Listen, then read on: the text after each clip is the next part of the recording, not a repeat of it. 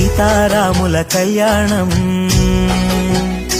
భక్తజనులకది మోక్షప్రదాయం శ్రీ సీతారాముల కళ్యాణం